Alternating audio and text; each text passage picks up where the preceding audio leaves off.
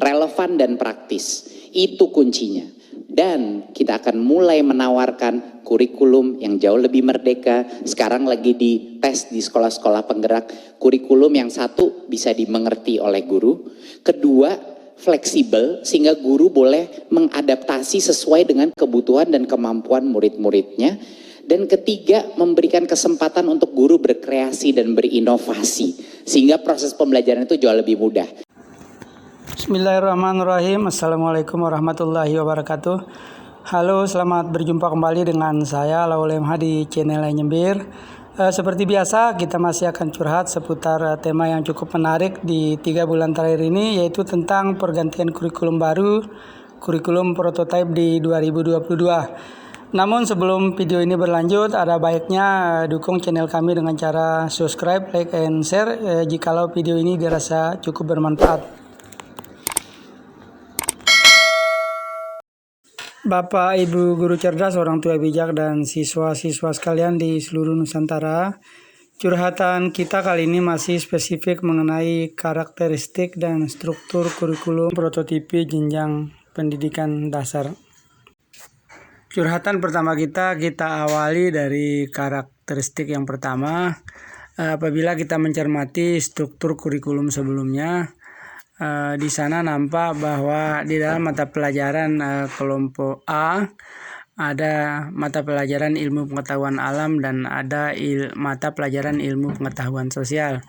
Nah, terkait dengan dua mata pelajaran tersebut, jadi terkait dengan perubahan di kurikulum baru ini, bahwa kedua mata pelajaran tersebut digabung menjadi satu pelajaran yang disebut mata pelajaran IPAS Sains Dasar, dengan dasar pemikiran bahwa siswa lebih mampu untuk memahami lingkungan alam sekitar.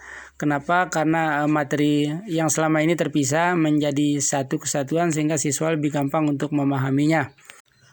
Karakteristik yang kedua yang menjadi pembeda kurikulum baru dengan kurikulum sebelumnya, bahwa di 3 mata pelajaran bahasa Indonesia, matematika, dan IPAS terjadi pengintegrasian melalui pendekatan computational thinking. Kemudian, apakah yang dimaksud dengan pendekatan computational thinking?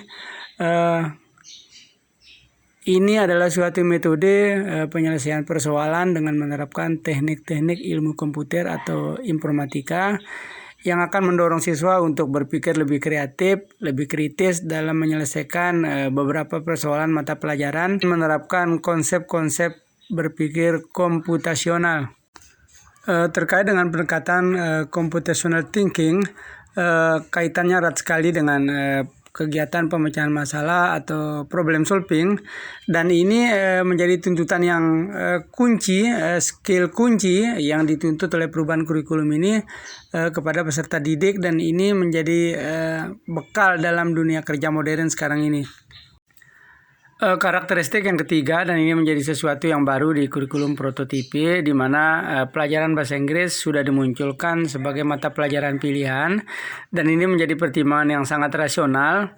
Kenapa? Karena memang dunia sekarang menjadi dunia yang merebaknya globalisasi, dan memang bahasa Inggris menjadi modal sangat penting untuk bertahan di dunia kerja saat ini.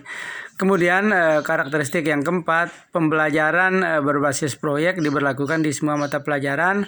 Ini tujuannya untuk menguatkan profil pelajar Pancasila yang dilakukan minimal 2 kali dalam 1 tahun pelajaran. Karakteristik yang kelima, dan ini menjadi pembeda antara kurikulum prototipe dengan kurikulum sebelumnya, bahwa pendekatan tematik bukan satu-satunya pendekatan yang harus dilakukan di sekolah dasar. Akan tetapi di kurikulum prototipe ini, satuan pendidikan dapat menentukan pendekatan pengorganisasian kurikulum yang akan digunakan. Apakah masih berbasis tematik ataukah dirubah menjadi berbasis mata pelajaran seperti halnya SMP maupun SMA, maupun berbasis unit inquiry, dan itu diserahkan kepada satuan pendidikan yang akan menentukannya. Bapak guru cerdas, orang tua bijak, dan siswa-siswa sekalian di seluruh Nusantara, Itulah tadi kami sudah menjelaskan sedikitnya ada 5 karakteristik pembeda antara kurikulum prototipe dengan kurikulum sebelumnya. Nah, sekarang kita akan menjelaskan bagaimanakah struktur yang membedakan kurikulum baru ini dengan kurikulum sebelumnya. Struktur kurikulum jenjang pendidikan dasar yang memang sengaja dirancang untuk menguatkan fondasi kompetensi dan karakter dasar dari pelajar Pancasila khusus kepada siswa SD, maka pemerintah menyesuaikan beberapa porsi jam belajar untuk semua mata pelajaran wajib yang dapat kita saksikan dalam tabel-tabel berikut ini. Kita awali dengan mencermati struktur jam mata pelajaran pendidikan agama Islam dan budi pekerti tetap tidak mengalami perubahan dari kurikulum K13 ke kurikulum prototipe. Dari kelas 1 sampai dengan kelas 6 tetap dengan 4 jam per minggu dan atau 144 jam per tahun. Beralih ke pelajaran berikutnya, pelajaran PPKN yang awalnya di K13, kelas 2 dan kelas 3 dengan 5 jam per pekan atau 180 per tahun. Di kurikulum baru ini mengalami perubahan, dikurangi menjadi 2 jam per pekan atau 72 jam per tahun. Dan perubahan ini berlaku hingga kelas 6, jadi hanya 2 jam saja. Nah, kemudian timbul pertanyaan, kenapa PPKN ini dikurangi menjadi 2 jam, padahal substansi isi PPKN itu adalah tentang pembentukan karakter. Nah, jawabannya tentu karena karakter pelajar Pancasila yang dimunculkan dalam kurikulum ini sudah diajarkan, sudah dipraktekkan untuk seluruh mata pelajaran dan bukan saja di pelajaran PPKN. Kemudian berikutnya, yang ketiga, beralih ke pelajaran bahasa Indonesia. Di kelas 1 tidak mengalami perubahan dengan 8 jam per minggu.